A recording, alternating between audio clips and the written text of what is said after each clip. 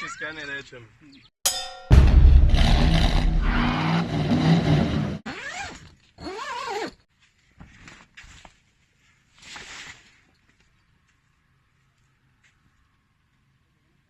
Dobro jutro. O, kako lepo. Gospod Gregorčič, kako ste kaj? V redu. Jaz kaj delam, pozdrav soncu. Jaz mu rečem dobro jutro, on pa... Je mogel se ventile spucati, že. Prav na zgodi. Drugač pa veš, kje smo spali? V kempu, ki je lociran na sredini posušene rečne struge. Zvoki, ki jih slišiš po noč, so milo rečeno neverjetni, zato ker jim nočeš verjeti. Pa tudi sem pa kaj okrog šotora, ne. So taki zelo zanimivi kakci. Pa njihov primer je tudi kar zajeten. Tako da ja, domišljija kar dobro dela po noč, ko se zbudiš, pa slišiš. In zdaj, ker res ne vem iz trebek česa bi to bil, imam lokalnega vodiča s sabo, pa ga vprašam. So, Mr. Guide, could you please tell us where these came from?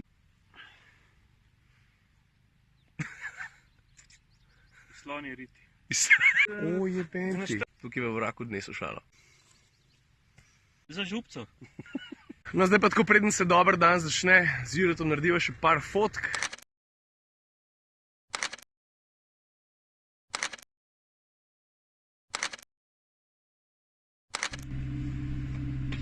Evo, kjele gor gremo.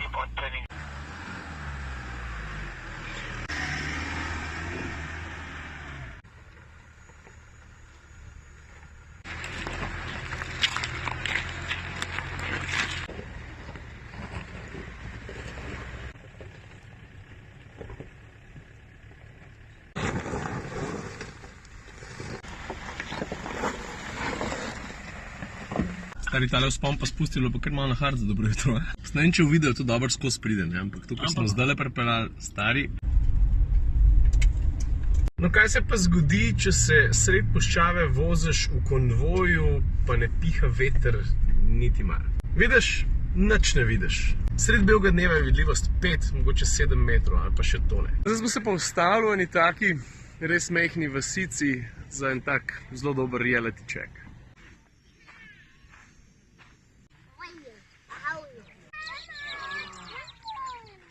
Ne vem, čisto kaj ne rečem.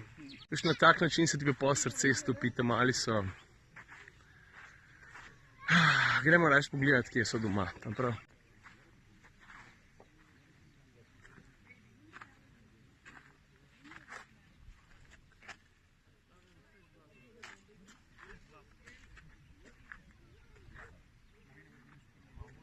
Pa smota mi je snemati vse skupaj, zato ker imam tak beden občutek. Se ne znam razložiti, no. Vse sem naredil par slik. Ampak... Se vem, tako je. Ni posod tako kaj pri nas, pa ni posod tako kaj tukaj. In pol največ, kar lahko narediš, je to, da na en način podpreš njihov posel. Tukaj imajo par štantov, prodajajo zapestnice, take fore. Jure, reality check, to že, ne? Ampak dajo ti pa tudi kar dobro lekcijo iz kapitalizma. Ja. Tamle na štantih.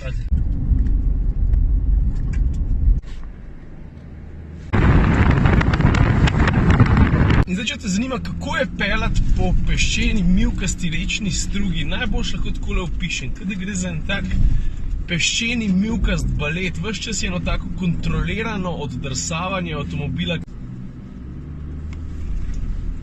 Je pa malo hecen, ker človek kar malo pozabi, česa vse so takšni avtomobili, pa ne sam Land Cruiser, tudi njegovi največji tekmeci v resnici sposobni, ker se veš, mi jih ponovadi vidimo v Sloveniji, na cesti, v shopping centru, mogoče na enem makadamu ali pa na tisti snežni poti pred smučiščem, ne. Pol ga pa postaviš v tako okolje, pa pravzaprav vidiš, da se tukaj počuti enako dobro, mogoče celo bolj. Veš, ko so včasih rekli, v gorah, v naravi, v težkem vremenu, niso težke razmere, ampak sem razlika med dobro pa slabo opremo. Top tip of the day. Taka vodna žila. To pomeni tudi, da živali pridejo pit. In tam, ker je plen, 40 metrov levo pa desno ne bi šel. Sam pogledaj, kakšna kamuflaža je v zunaj. Veš, kaj to pomeni? Da on nas vidi, mi pa njega ne. No, zdaj pa nazaj na namibijske peščene avtoceste. Driver change.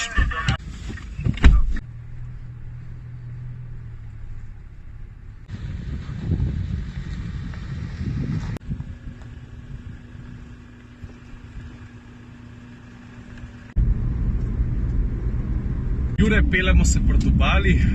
Land Cruiser Aventura se bo po 3 dneh počasi zaključila, kakšna sklepna misel. Afrika pa Land Cruiser pašete skupaj. Presune pa njuna kombinacija zaradi tega, ker gre za, kako naj rečem, čisto po domače, svobodo odprte ceste. No, če bi Jure tako zelo lepo poetičen, jaz mogoče ne bom, zato ker bi se rad dotaknil pa avtomobila. Land Cruiser se med prehodoma generacij ni tako zelo spremenil, da bi rekel, da je zdaj pa to čist drug avto. Na začetku sem poudaril kozmetične spremembe, ki so do neke mere tudi praktično, recimo vdolbina na pokrov motorja. Tukaj v kabini se veliko ni spremenili, tudi tukaj par kozmetičnih popravkov, pa merilniki so recimo novi. Pa tudi v tehnološkem smislu, kar se tiče same vožnje, predvsem terenske velikih sprememb ni. Ajde, Toyota je dodatno popedenala sistem MTS, to se pravi Multi-Terrain System. Se mi zdi, da je tukaj praksa pokazala veliko več, kot bi jaz lahko kadarkoli razložil. Eno stvar sem še pozabil povedati, Jure, da je ti, ki si tako lepo že meni ravno kar razložil. Ja, Land Cruiser, poleg tega, da obvlada vse to, kar ste videli v videu, pa obvlada tudi cesto, tudi tako asfaltno, čeprav smo jo tukaj malo videli. To pa pomeni, ima tretje oko, bere prometne znake, ima radar, nadzira mrtve kote, nadzira prečni promet. Jaz mislim, da sem vidno naredila en tak dost v redu zaokrožen povzetek celotne zgodbe. Je pa še nekaj res, kar se mene tiče, ostaja ena želja neizpolnjena. Gre pa za to, da ves čas sem mislil, da bomo nekako uspeli zaviti tudi na sipine, pa nam to ni ratalo. Zakaj sem bil pa tukaj nakurjen? Zato, ker je tale kolega zraven mene leto pa pol nazaj po teh namibijskih sipinah vozil Toyota Hilux, pa prav, da je izkušnja enkratna. No, na sipinah je pa takole. Voznik, avto, pa gravitacija mora postati eno. Če nekdo fali, se zgodba konča. Tudi absolutno. Pa še zmer hoče biti kaj. A ja, pa še tole. Hotelska soba z vsem udobjem, ki si ga človek sploh lahko zaželi, s klimo, z udobno poslo, s 7 polštri, pa konec koncev tudi z Wi-Fi-jem. Ali to, ali pa šotor, tak sred puščave in z vsemi zvoki, ki zraven pridejo, ko greš spat. Jaz mislim, da je, kar se mene tiče, izbira jasna. Šotor all the way.